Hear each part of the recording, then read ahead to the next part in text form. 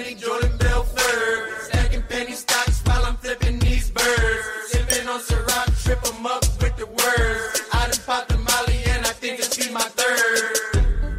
What is going on, DJ Nation? Kenny Kim here, bringing you another Fantasy Golf Degenerates podcast this week for the Shriners Open.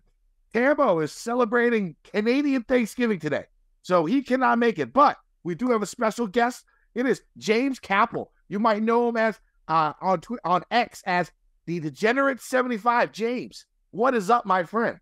I mean, 2023 has been a wild year. I never thought I would knock out 2 bucket list things on my PGA DFS to-do list, and one was to be on the Pat Mayo show, check, and the other one is to be on a show with Kenny Kim, and I am checking that, and needless to say, what a year 2023 has been.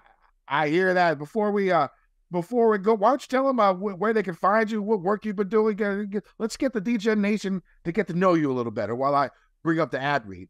Gotcha. So yeah, I the Degenerate75 on Twitter. I'm just a dude that saw that nobody was really covering PGA Showdown very much, so I made a show called the Showdown Hoedown where I break down Showdown. That's it. That's what I was thinking of. I was like, there's something specific I remember. I'm the Showdown guy. Everybody goes too deep into the weeds on something. Mine's Showdown. I think it's the most fun format for PGA. Yes, I play a little week-long, aka kicking the nuts, but Showdown's where it's at. I have a show on YouTube called the Showdown Hoedown, and of course I do my live stream every Wednesday. And basically, I just try to help people get better at the game of PGA DFS, because I'm sure you know, Kenny, this shit be tough. It's a little difficult. Yep. Last week was the first time this year I went 0 for 4 in my cash game cornerstones. But we'll go over that in a second. Let's do the ad read. The show is brought to you and presented by ShipItNation.com. They've got you covered for all the major sports for DFS content, tools, projections, education, and more. Go to ShipItNation.com and use promo code Mayo to get 10% off any of their monthly memberships. All right. So this past week, not the greatest week DFS-wise. I have to admit, went 0 for 4 with my cash game cornerstones. Not great. Probably I think I've been doing the cash game cornerstones since 2017. This might be the fourth time that I've gone 0 for. So once a year, basically, is what happens. So this is the one time this year. I had a pretty good start for the first 2 weeks with the Fortinet and the Ryder Cup. This week, not great. I actually didn't get to watch a lot of the coverage because I was in North Carolina watching a NASCAR race. So what'd you think about the event? How'd you do last week? Yeah, so it was a pretty good week. I'm a big guy that loves to fade the chalk in the 7Ks, and those 7K guys were just exploding left and right. Sam Stevens and Dylan Wu and who else was there? DeFew. There was all kinds of guys in the 7Ks that everybody played that were just going nuclear. Oh, Buckley was another one. But yeah, I think last week can basically be summed up as this. If you want to know the swing season in a nutshell, Luke List won the tournament by fucking putting. And if that's not the world's upside down, I don't know what is. Luke List won with his putter. That just shows you swing season some real crazy shit. Yeah, I think he won. He hit the 43-foot putt to win in the playoff, which is the 5-man playoff. Which it sucks for Ben Griffin. He was talking about it the whole week. How he wanted to win this event just for the headlines, because I guess Ben Griffin is a vegan, and to win the Chicken Open. Would have been fucking hilarious, right? If he went out and won it. I think he bogeyed the last 2 of the last few holes to get into the playoff. For me, I had Hubbard at 66-1 in my final betting card on GupsCorner.com. And I didn't watch the event, so I was like, oh, he finished 6th. I got the each way. That's great. So in the last 6 events, I've hit 4 each way and 1 winner. So it's been a net positive week gambling 5 out of the last 6 weeks that there have been, PGA golf or Ryder Cup. I mean, I hit the Hovland outright at the BMW. I had some each way on both. I think it was Xander at the Tour Championship. I forget who it was at the FedEx, but I had someone there. I didn't have anything at the Fortinet, but then I hit, the Europeans plus 160 and home a top American at the Ryder Cup, and I hit Hubbard this past week. So I was sort of happy about that. And then this afternoon, I look at my phone and I'm like, wait, Hubbard bogeyed the last 2 holes to miss the playoff by 1. That each way just did not feel happy for me anymore because I had no idea what happened. He should have won the fucking event. Him and Ben Griffin they shouldn't have been a playoff, is what it looked like. But I'll take each way. But man, 66-1, I would have loved that instead. Anything else that you picked up from the event this past week? I mean, just so you know, Mark Hubbard was really boat racing Sunday, looked unstoppable, has the tournament in his hands, in the last 2 holes just goes like full meltdown. So good thing you weren't watching that, because you would have been tilting your balls off, I promise. It was like those last 2 holes were like a different man was out there than the first 16 holes. But other than that, go ahead. I'm sorry. I was just gonna say my other big takeaway is like Ludwig Aberg, the guy's an animal. We get anybody that thinks that this is like a swing Caesar Taylor Montgomery, you don't get it. This is like the next Victor Hovland type guy. He is so legit. Yeah, I mean, coming off the win in the Czech Masters, I think he won. He was in the lead at the DP Tour World Champion, their flagship event at Wentworth, the BMW PGA Championship.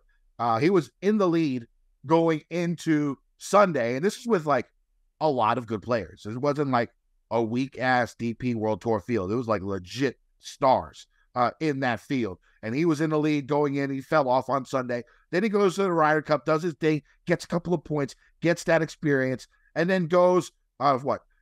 I didn't know if he would be too tired, if he would be hungover, but no, he was in the playoff, made it to the playoff. This week again, you got to think. I mean, the guy's been in 4 different countries, 2 different states in the last 7 weeks. Can he keep this up and not be tired? Maybe. I mean, the guy's young, and so he should be back on a normal clock in the United States. It's just a couple hours difference than Mississippi. It shouldn't be that bad for jet lag. Dude is no joke. But for me, the reason I missed it is I was in a NASCAR race. Shout out to my boy at Monster Energy Drinks. You can see I'm rocking all the gear right now. He got me VIP passes to the Charlotte race on Sunday for NASCAR. I'm not the biggest NASCAR fan, but going and sitting in the pits, like in the pit row, is just different. It was, and the service was immaculate. So we, right when we parked, we called the number, and like a monster golf cart came and picked us up in the parking lot, drove us to get our credentials, which is, I mean, it was like a mile away. If we had walked, I would have died. I'm fat. It would not have worked. And so we get to the credentials, and we get to the pits. We bullshit. We meet a whole bunch of drivers. I will say the women in that area, a lot different than the women in stands. I'll tell you that right now. You're getting some 8, 9s, and 10s in pit row. You're probably not going to get that in a NASCAR race in the grandstand. Just letting you know about that. So we had a good time. We sat at the Monster box right on the pit, and guess who was sitting 10 feet next to me? His Airness, Michael Jordan, was there. His car was number 45. He was sitting right there, red ass sweatshirt, Nike, all his drivers, all his pit crew wearing the Jumpman, like the helmet, the gear. They look tight. I couldn't imagine being like a guy doing pit row with Michael Jordan like 10 feet behind you, and like that's his car. And that's just, I mean, it's pressure enough, but that's just added pressure. So we had a good time for that. And that was actually the 3rd NASCAR race I ever been to. So my boy over at Monster, he invited me. He let me go to this one. I actually asked him on this one because I wanted to go see Charlotte. And then he invited me to the Richmond race about 3-4 years ago. Same Monster VIP. I actually got to ride the pace car in that race, which is wild. Rondé Barber was driving the pace car, and I was sitting in the back with all the cars behind me, getting their wheels all ready to go. Pretty cool. But this story time with Kenny, we're going to go and start it right now. It's about the first time I ever went to a NASCAR race. It was 1998. I think I just moved. I was a freshman at Virginia Tech. So, you meet a lot of different people when you go to college. My eyes did not open to the world until I went to college. I was very sheltered when I was in high school. I lived in a really rich neighborhood, lots of white people. You know what I'm saying? Like rich ass white motherfuckers. And that's what I hung out with. And so going down there was a little bit different. It opened your eyes, different cultures, different types of people. And one of my group of friends, they were big NASCAR fans, right? So I was like, all right, I've never been to a NASCAR. And they invited me to go to a NASCAR race. It was at Rockingham. They don't race at Rockingham, North Carolina anymore. And it wasn't just the race. We had to go camping. We camped out by the stadium for 2 nights. Watch the truck, watch the Xfinity Series, watch the main race. So, when I first got invited, I was a little bit hesitant because, back then I was 18 years old. You just hear some certain things about the type of fans that NASCAR breeds. And it's all stereotypical. I mean, I didn't know shit about it. It's just, what I thought based on the demographics of a NASCAR fan. So as an Asian man, going down to camp at Rockingham, North Carolina with a bunch of rednecks, I was a little bit worried. I'll be honest. I was a little bit worried. You just think the worst when it comes down to it, right? So we get down there, and what I realize is these rednecks are just the funnest people. We had a great time, so friendly, sharing drinks, smoking weed, doing whatever. Really, really, really great time. Everyone was super friendly. And so, we go around, we party with a whole bunch of different people all around the campsite. We get back to our site. We smoke a little joint, by the fire to end the night. And one of the guys in a tent next to us, I guess he smelled the weed. Okay, he smelled the weed. He walks on over and he introduces himself. We could tell he was sort of fucked up. He was like, and so he offers, we're smoking a joint. He's like, well, he has like a handful of pills, like random pills, no bottle, just pills in his hand, right? And so he's like, well, I got some Vicodin, Valium, whatever. You guys want something? Can I get a hit of that weed? I was like, dude, we don't need the pills. Just go ahead and smoke the weed, right? So we have a good time that night. We have a couple more beers, smoke a couple more joints. The guy was cool as shit. It was a lot of fun. So we get in our tents. We pass out for the night. We wake up the next morning. We're cooking breakfast on the campfire. A little bacon and eggs out there. And the guy's brother, because it was him and his brother that were staying right next to us. And the guy's brother comes out. And it's just him. And so, we say, what's up? He's like, hey, what happened to your brother? He's like, oh, man, he's in the hospital. We're like, oh, shit, what happened? So I guess this guy, because it was a little bit chilly, I think it was in the fall when the race happened. And so he decided to sleep next to the campfire. Normal. It's a cold day. You sleep next to the campfire. You do your thing. But what he didn't think was going to happen, he actually, in the middle of sleep. Now, luckily, the fire was not a raging fire by then, but it was still hot coals, which is almost worse. Still in the fire. So this guy's asleep by the fire and rolls into the fire. He is so fucked up, he doesn't wake up. God. He sleeps on a hot bed of coals, sleep.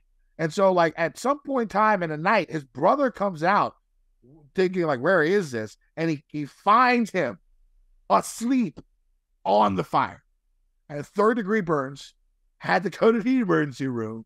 They went and never saw him again. And, so we're hanging out with his brother that morning. And we were feeling really sorry for this guy because, I felt like, some of the weed that I gave him might have made him sleep in the goddamn fire. So we talked to the guy. He's like, well, this is this is normal for my brother. So I guess supposedly he does crazy ass shit. So he was telling me a story. He climbed, back then, Jeff Gordon was a big race car driver. And he hated Jeff Gordon. And so he decided when Jeff Gordon won the Indianapolis 500, I don't know if it was the Indianapolis 500. It's whatever NASCAR event is at Indy. Okay. And so Jeff Gordon won, and the dude ended up, there's a huge fence, a perimeter fence there. He tried to climb over the fence to get on the track to, I don't know, punch Jeff Gordon in the face. I don't know. Anyways, he gets up there, and then he loses his balance, falls, breaks both of his legs.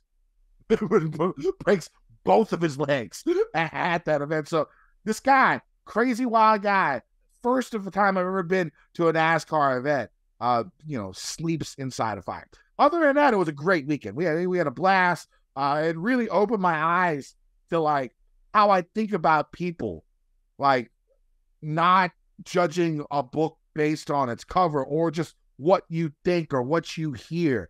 Like, you don't really get to know a certain sect of people until you actually get to meet them.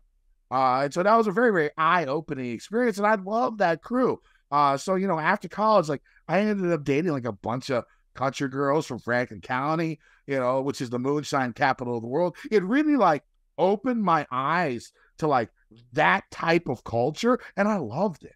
Like, it was like, if I was white, I would be a redneck.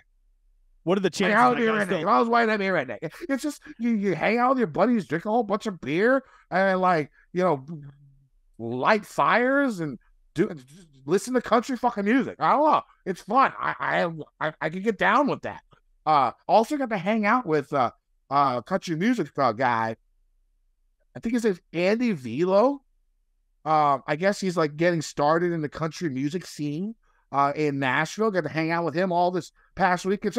So that was my story time with Kenny, not the normally grotesque sexual story time with Kenny's that I usually have. So I thought it was funny. The guy was a fucking idiot, and it was great. Once again, shout out to my boy over at Monster Energy. I'm not allowed to say his name because he could probably get in trouble. So I'm not going to say his name, but for all the people, a lot of you guys in the industry know who I'm talking about. If he ever invites you to a race or somewhere, you got to go. I'll tell you that right now. You got to go. All right. So anything else before we move on? You want to talk about anything else from last week? I got two things. First of all, what are the chances that guy's still alive? Like, that's been probably like 15, 20 years. No, that was 50? 25 years ago. It's 18 when I went. So it was 25 years ago. Any chance he's still alive? That dude's way dead. Yeah. Come on. That dude's got to be way dead. And the other one, I hope someone out there will relate to this, but my favorite Kenny story ever was whenever you went on the date and you had the fish and it gave you kind of a slimy butthole from that certain type of fish that makes you like have to shit.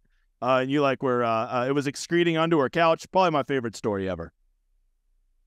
Yeah, the butterfish story is everyone's favorite butterfish. Story. That's what it was. The butterfish story is everyone's favorite story. Everyone loves that story. I mean, like how it's like one of the most embarrassing moments of my life. And so, who doesn't like a great embarrassing moment story that's not your embarrassment? You know what I'm saying? So everyone loves stuff like that. All right. So once again, if that dude ever invites you to a NASCAR race, you go. It was so much fun. Let's go ahead and let's look up the Listener League. I think there should be another Listener League this week. Just make sure you're following Tambo and myself.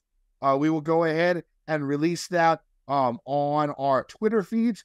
It might actually be up on Tambo's Twitter feed right now. So go check it out because I don't know if we filled it. It's tough to fill these events in the fall. But we're Degens. We're going to do it. So let's talk about this winning lineup for this past week. It was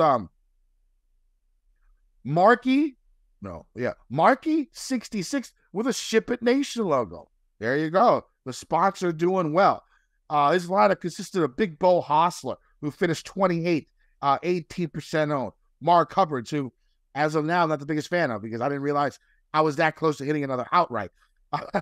14% owned. He finished in 6th. Svensson, 16th. 16% owned. Luke List, he had the winner. I know Tambo was all over Luke last week. I was not. But Tambo was, and that's why you listen to the podcast. I tell funny stories. Tambo and other guests, they bring the education. So that's the way it's going to be. So James is going to be our educator this week. But Luke List, 12% owned. Of course, he won. David Lipsky, 2% owned. He finished in 51st. And Peter Quest, he was 25% owned. He finished in 25th. Nice solid 6 for 6 when it was single digits all week. What'd you think of the lineup? I mean, the best thing he did is he just avoided all those traps in the 7Ks, right? Getting a 6 of 6 through this last week was like, what, 4 or 5%? So if you had a 6 of 6 and the winner, you were basically nutted and were going to be at the very top of almost any contest you were in. So kudos to him for avoiding all those nukes. All right, that sounds good. So we're going to have Marquee 66 in our 4-man this week with Tambo, me, and James. So I'll send the invite here shortly. We can all jump on, see who beats each other on that. All right, so let's go ahead and let's get to the course for this week. Let's talk about the Shriners Open. PGA Tour, that heads to Vegas for the Shriners Open from TPC Summerlin in Sin City. TPC Summerlin has hosted this event for like 20 years, for like a long ass time. I think like 2008, something like that, 2007. It's been a while. This has been their home course. This is another event where we see like a lot of golfers get their maiden win. Like something like 12 of the last 21 winners here got their first PGA Tour victory at this course, Nicolai Højgaard. And so, you know, Scott Piercy, Wyndham Clark, Harry Hall, Doug Gim, Taylor Montgomery, Kurt Kitayama, Aaron Wise, just a few more, Charlie Hoffman, a few more other guys that live in this area in Vegas. So lots of residents of Vegas here. You can play that narrative or not.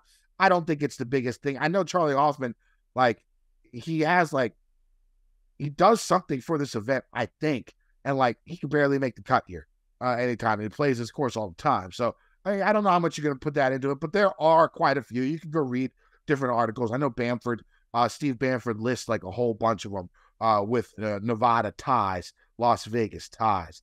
The course plays on the easy side. You're going to see, you know, minus 20 or above, unless the wind blows. The year Cantlay won here, I think, 5-6 years ago. You know, he won a minus 9, right? And so, you know, lots of wind. Lots of firmer conditions. I have not checked the weather report yet. I usually don't check till Wednesday. Just make sure you pay attention to that because that will affect this course here a little bit. So TPC Summerlin, 7,250-yard par 71, 4 par 3s, 3 par 5s. The course plays significantly shorter than its actual length because it's nearly 2,000 feet above sea level. At this high of an altitude, golf balls can travel as much as 10% longer than normal. 2 of the 3 par 5s are reachable in 2. And, like, really the third one, most golfers will be able to reach that as well just because of the elevation. You know, outside of the 230-yard par, 230-yard 8th hole, the par 3s aren't too long, especially when you take into account the altitude. The 5th and the 17th hole are around 195 yards. The 14th only around 165. The par 4 is fairly short as well, as only the 2nd and 3rd are the long holes. Like the 2nd hole's 469, the 3rd hole 492. Those are the only 2 par 4s over 450 yards. 7 of the other par 4s are between 400 and 450, and 2 are under 400, with the 15th hole possibly being drivable. Now, off the tees, golfers are going to see, you know, fairly wide tree-lined fairways that tighten up a bit after the 300-yard marker with a few fairway bunkers and light rough. They have grown the rough here for this tournament in the last few years, but the length of the rough usually isn't the issue. The issue is the Bermuda grass, the Bermuda rough, which causes flyer lies, makes distance control a little bit tough. When you look back at like 2016, 2018, 2019, less than 55% of fairways are hit, and the green and regulation average was almost 75% for the golfers that made the cut. You know, it's similar numbers the last few years as well. You know, that 75% number is a bit misleading as the greens are large. You know, hitting fairways will be the key in getting the ball in birdie range on approaches. Length off the tee, usually always an advantage. But looking at the contenders here over the years, a lot of shorter hitters have fared well. Since 2016, you're looking at like 5 or 6 golfers that have shot 61 or better at this course. Like some of the names are Pampling, Molinari, Reevy, Glover, Kevin Na. That's like not your who's who of like bombers off the tee. And all those guys, you know, they hit plenty of fairways. That's what they did. The fairways play firm due to the arid weather, which will once again make the course play even shorter because of the massive rollouts of the drives. The trees are spaced out and not bunched together, so missing the fairways won't be as penal as it is on many tour courses. But as I said before, it'll make distance control an issue. If golfers miss wildly on their drives, they might have to deal with rocky native areas, desert vegetation, but for the most part, it's pretty wide open off the tee. Golfers can still go low if they miss fairways, but it's like 8 of the last 10 winners were all inside the top 20 in driving accuracy for the week of their win. Kevin Na was an outlier. He actually lost strokes tee to green and still won. So you can make it a putting contest too sometimes. Even with that, hitting fairways always makes birding more in play, and it's almost always a shootout at TPC Summerlin. Well, I'm not saying bombers can't win here. We saw Bryson bombing drives at the U.S. Open, still finishing in the top 20 in driving accuracy. That was a couple years ago, so it's possible. So it makes it a little bit tough to try and judge who you want or what type of player off the tee because, either way you get the job done. It's going to be about iron play and putting. And hitting as many fairways as possible. But if you're hitting fairways deep, that's going to give you an advantage. Now some bombers might even leave their driver in the bag and play positional golf, which, could be a prudent play based on the trends and stats we've seen here over the years. On approach shots, golfers are going to see large bent grass greens that look fairly flat, save for a few holes that have a lot of slope and undulation. Now, even though the greens look flat, they're going to be sneaky with how much they break, on certain putts. With the course being built on the downward slope of a valley, many putts will break more than they look like they will. Some local players say all putts break towards the Vegas Strip, which is in view from the course, because the Strip is the lowest part of the valley. Now, if golfers miss the green, they're going to have to deal with, over 50 greenside bunkers spread throughout the course, 3-inch high Bermuda rough. Scrambling here has been tough over the years, as the course routinely ranks in the top 10 most difficult courses on tour when it comes to sand save percentage and scrambling. But you got to remember that nearly 75% of the greens are hit, so there really isn't too much of that off the green work. And if there is, a golfer's chances of winning is going to shoot down tremendous. So basically, I wouldn't look too much into around the green play unless the wind picks up. The greens are average in speed, stim meter rating around 11 and a half. The front 9, a little bit more difficult than the back. The last 4 holes will probably decide the tournament. Lots of risk reward there. 15 drivable par 4, 16 reachable par 5, 17 par 3 with water in play, 18 a real tough par 4. Expect fireworks on Sunday on those last 4 holes. James, what are you looking for in golfers? What stats are you looking for? What type of golfers do you like at this course? So I was fortunate enough to actually play TPC Summerlin this summer. My dude Scott in DC got me on the course, and not that I don't want to brag, but I did par the first 4 holes. The big takeaway that I have from this course, by the way, I did make a quad on 5 and 6. So I was 8 over through 6, if you want the full story. But the big takeaway I had was how much of a second shot course this was. Like, I felt like, I'm not exactly accurate off the tee, but the fairways were so forgiving. And even if you didn't hit a great drive, you would still get 30, 40 yards of run out and would still be down there. And then these second shots are easy in the sense that you have these massive green complexes to hit to, and you feel like you can always hit the greens. But like the greens themselves, I found very tricky to putt on. They were big sloping greens, and if you weren't underneath the hole, it was going to be 3-putt city. So these big greens are going to lead to a very high green in regulation and is going to, really make around the green not near as important, but it is also going to make lag putting and 3-putt avoidance and accuracy from probably 150 in with your irons and wedges paramount at this course. And the last thing I would say is if I could choose a bomber or I could choose a guy that always has it in the fairway, I would rather have a guy that always has it in the fairway because they're probably going to get the run out due to the altitude, like you said, and the firmness of these fairways. That sounds good. Let's go ahead and talk about these tiers. Let's go ahead and start up in this 10K range and above. We got JT Poston all the way to Ludwig Oberg. Who are you going with this week? Man, it's just so nice to see some big names here, right? Last week we only had Oberg, but now at least we got Tom Kim. So we got 2 elite players, which seems epically more. Really, the depth of this field is pretty exciting. But up here, man, if I'm going to value guys who play from the fairway, guys who are good second shots, then, how do you not love Tom Kim this week? It just seems like a Tom Kim course. I mean, we've already seen him dominate this course once. But I feel like if I were designing a course for Tom Kim's skill set, it would probably be TPC Summerlin. Yeah, I mean, I like Tom. I'm going to play Tom this week. But, Oberg is there. I'm not sure what I'm going to do. I sort of like JT Poston. The thing about Poston is he had a really, really strong end of the season last year. The only reason he didn't make it in my cash game cornerstones this week is because after last week, I think I'm going to avoid golfers that haven't played in 2 months. You know what I'm saying? Like a lot of the guys I had in cash hadn't played in a couple of months. And so I think that was a mistake on my end with trying to make my cash lineup. So all the guys in my cash lineup have played within the last month. So that's the way I'm going to go about in cash. But I like JT Poston and GPPs because, he's accurate off the tee. His iron game is well above average. He can putt his ass off. He scores a lot of DraftKings points. He's not super accurate off the tee. Let me rephrase that. But he's above average in accuracy in this field. But and another thing I really like is I'm looking at bogey avoidance this week because, you need a lot of birdies. You need 20, 25 birdies to be in contention this week. And bogeys are going to kill you at this event, especially if the weather's benign and the course is playing very, very easy.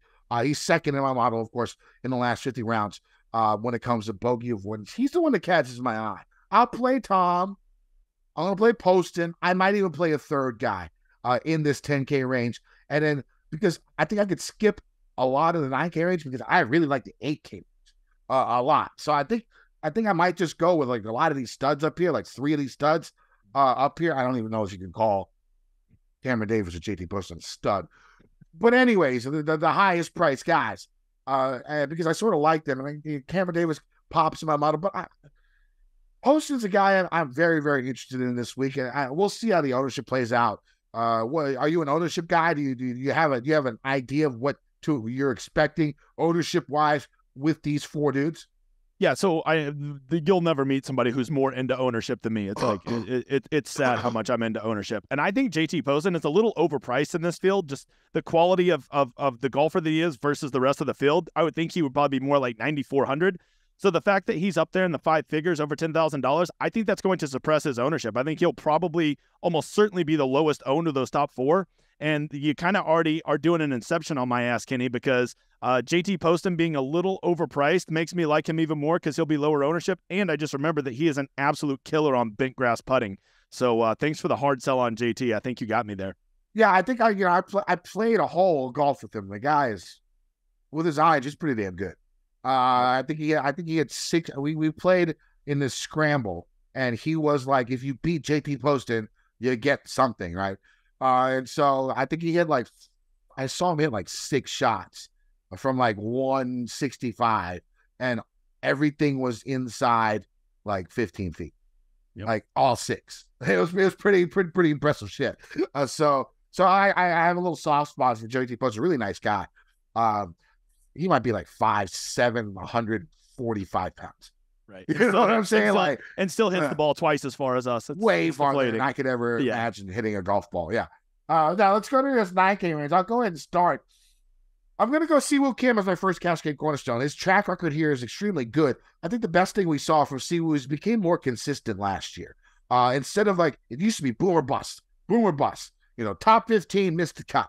That's what you saw with him making 12 of 30 cuts, 15 of 30 cuts, in a season. But his made cut rate grew a lot last year. Probably one of the best I've seen throughout his career. He's coming off his gold medal team performance in the Asian Games. So he's played recently. He's played an easy course. He came in 4th in that competition in the individual. But the biggest thing, of course, is there's going to be a lot of narratives in play for me this week. And this is one of them. For Siwoo, it's going to be the fact that he has the whole world off of his shoulders. He could breathe now. He doesn't have to worry about the military service. He doesn't have to worry about that impending, 2-year hiatus that could ruin his career. With that off of his shoulders, that has to be a humongous weight. And I think he can make him go out and play free. And I like him, and he has a really good track record here already. 3 top 15s in his career at this event. So he is my first cash game cornerstone. I really like Nikolai Hogard for GPPs. Again, if you saw, I don't remember if it was the last President's Cup or the President's Cup previous, But like after that President's Cup, a lot of the younger golfers went out. It was like international team was just winning every event afterwards. They gained the confidence playing against the American big boys. They didn't win, but they showed themselves at the event and sort of lingered and went through when they got back to stroke play. Højgaard's a talent, right? He's had a couple of top tens recently on the DP World Tour. When you look over his numbers in general, tons of birdies, tons of DraftKings points. That's what you're looking for this week. If he can hit enough fairways and get hot with the putter, I think he can win this event. I bet him at 33-1. It was either between him or Tom Hoge to bet, who's another guy I love in the 8K range, and I went Højgaard. Who do you like in this range? I mean, the Siwoo Kim narrative I love because we always talk about TPC courses being for, TPC KH Lee, that being the guy that always plays well on him, but I will always take Siwoo at a TPC course. As Siwoo is a great fit. He would probably be my favorite play there. And I think the second one would probably be Adam Hadwin. Adam Hadwin's a dude that's just always plays well here. Maybe he likes the ladies of the night or something. I'm not sure what it is, but it brings out his A game. And I'm not a big Adam Hadwin truther, but man, I do like him at easy courses. And I think this course is going to be pretty easy. So I think I'd go Adam Hadwin as probably a low-owned option in this 9K range. Do you think he's going to be low-owned? Because he probably has the best track record at this course. I just look at I'm pretty sure people are going to play Kim, Cole, Højgaard, Schenk, and someone's got to get squeezed, right? So I assume it's going to be Grillo and Hadwin and Herbert that would get squeezed, but could be wrong. It's Monday. Who knows what the touts are going to say? I like Adam Hadwin. I thought about him in cash. The only reason I didn't put him in there was because he hasn't played in 2 months. Yeah. So that's the reason why I did not put him in cash. But desert golf, the guy seems to do well. Canadians at desert golf. Seems weird, but they do sort of well. Whenever you get those arid conditions. Don't know why, but you see a lot of Canadians play well in these type of events. All right, so let's go now to the 8K range. James, why don't you lead us off here? Yeah, I mean, you already referenced Tom Hoge. Old Cheesesteak Hoge is a guy I'm always a big fan of whenever it's an easy course. Whenever this is a second shot course, who spins a wedge better than Tom Hoge? Nobody. And then the other one, I think with this price tag of $8,300, old Andrew Putnam's going to get a little too high owned. But if he's not, I will be there to play Andrew Putnam for everybody because he is a dude that can get really hot with the irons, and literally he has putt in his last name. There you go. My second cash game cornerstone is going to be JJ Spawn at $8,900. Hits a ton of fairways, good at bogey avoidance. A wedge game, pretty good, especially from 125 to 150. Tee to green, top 10 in this field, last 50 rounds. Pretty good showing his last time out. I think it might have been the Fordet. I think that's what it was. So he's played within the last month. So he fits that criteria that I'm looking for in cash. I think he has 3 top 15s here also, if I'm not mistaken. I don't quote me on that. But I think he's done well here in the past. But the thing is, doesn't have to be a course where you need course history. I play up course history a lot more in cash than I do in GPPs. You've seen, like I said, a lot of maiden winners who haven't played the course here before. Tom never played this course before. A couple of other guys who've come out here hadn't played the course before, I think. So I wouldn't worry too much if they've never played the course before. If they've played this course 6 times and never made a cut, then you worry, right? Then you worry. But, I'm not too worried about course history or lack of course knowledge here. The only thing they got to do is make sure they get to those greens read correctly, because these greens can be tricky for new guys. But we've seen new guys play at this course very, very well. My third cash game cornerstone is going to be in this 8K range also. It's going to be Tom Hoge. You sort of spoke with it. The wedge game is there. Proven winner. He's won a couple of times. I mean, I saw him at 40-1, and I was going to make that bet, and then he dropped to 35-1. So then I was like, okay, Højgaard at 33, Tom at 35. I feel like Højgaard can get that maiden victory, especially after a decent showing at the Ryder Cup. Being in that type of competition with all the big boys, it gives you confidence. It gives you that I can play with these guys. that type of feeling. And so that's probably why I went there. But I love Hoagie. He is going to be my third cash game cornerstone this week. If you're looking at GPPs, I mean, I really like this range. You got Aaron Rye, who when it comes to stats, he's second in my model, iron game strong. Like from one of the best wedge players out there. I do like Aaron Rye a lot. And there's a couple of other guys I'll play in this range, but I think Rye is going to be my favorite GPP play. Let's go down to the $7,000 range. I'm just going to go ahead and go with my last cash game cornerstone. It's going to be Sam Ryder. I think Sam Ryder is due for a win. He's come close. He's come close here. He finished third at this event. He's been playing really good golf the last 4 or 5 months. A lot of good top 25, top 20, top 10 type finishes. When it comes to his game, iron game, of course, very, very strong. Good wedge game.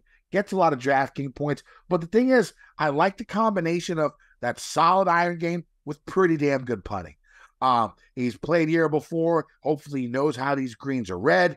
So I really like Ryder this week. I think I bet him at 60 to 1, 80 to 1, somewhere around there also. For my cash game cornerstones for this week, they're going to be Siwoo Kim at $9,900. JJ Spawn at $8,900. Tom Hoagie at $8,700.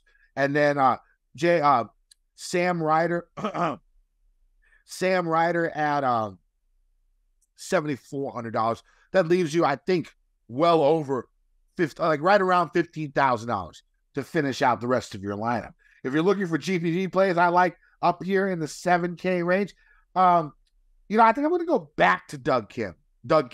Hopefully you get a little, flop lag, missing the cut last week on the number. I had 6 guys miss the cut at 400 last week, and a lot of them were a couple of my higher owned guys. That was a little bit brutal, but I do like him. I think you play the Koreans. Koreans, for some reason, they fuck with this course.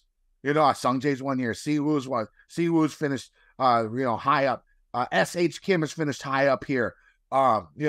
So Tom won here last year. A lot of Koreans, they do well. I'll play Doug Kim. I'll play SH Kim up here in this top range. Who do you like in this top 7K range, James? Yeah, I mean, what really amazes me is just how much of a pay down option, or how much cheaper guys are this week. Sam Ryder, it's crazy that he's $1,000 cheaper this week, which just shows this feels much better than we had last week. And because of that, I kind of want to go play some of that value. SH Kim, you already kind of said him, but that was the dude that instantly jumped off the page to me. He was $8,900 last week, misses the cut, lets so many people down. I'm going right back to SH Kim. Yeah. I thought Garrett Higo spun his wheels for a lot of last week and then really seemed to get it figured out on Sunday and started boat racing up. And anytime we're on an easy course, Garrett Higo is on my radar. And I guess just one more, just because I can't get over this price discount, Davis Thompson was a dude that, is $600 or $700 cheaper than he was last week, played just fine last week, and now I can have him at $7,800. That can be the fourth guy in your lineup. You can make a really good lineup when Davis Thompson's the fourth guy in your lineup. Yeah, as of now, he's in my cash lineup. So I'm definitely, I'm with you on that. Good finish here last year. Good finish last week. He's playing good golf. I can get behind Davis Thompson. Why don't you go into this bottom 7K range? Yeah, bottom 7K range is it's my spot. It's every week, every time I have a good week at GPPs, I always seem to land a low owned piece down in this range. And so I'm really going to kind of just try to avoid the chalk down here. But just right off the start, I have to tell you, I am a CT Pan slut. I told all my people that last week, and he did me very well. And if you think CT Pan's going to do me well and I'm not going to go right back to him, then you don't know me very well. Another guy that I think is starting to trend a little bit that I like at a course like this is Scott Stallings. He's a dude that is just seems to be trending in the right direction for me. He played last week. He had a decent result. And then the last one I would say that's really jumping off the page is I just love Chesson Hadley at Birdie Fest in the fall. If it's a Birdie Fest, it's in the fall. Chesson Hadley's in my player pool. That's a rule. Yeah, no, I have Hadley. Definitely going to play him. CT Pan, I just circled. You talked me into him. I could go this range. I'm not the biggest fan of a lot of golfers. Yeah, Scott Stallings worries me because he's the one that I'm talking about where his course history sucks. So many miscuts and so many horrible finishes. But the thing about Stallings is when he gets hot, he tends to stay hot for like a couple of events in a row. So if he's going to have a time where, you know, he can come back on a course where he doesn't really play well, this would be the week. That's a pretty good showing last week. Just looking down here, I like Naismith. Good finish last week. You know, really strong finish last year at this event. Good price at 7,100. I do like your Hadley call. I think the guy that I'm looking at is Cam Champ. To go sort of against the grain. I think he's going to be super low owned. From what I saw, he played pretty well last week, at least to a certain point. I don't remember where he finished, but like at some point in time, I saw him on the first couple of pages of the leaderboard. It's the fall swing. It's that's sort of when you play Cam, right?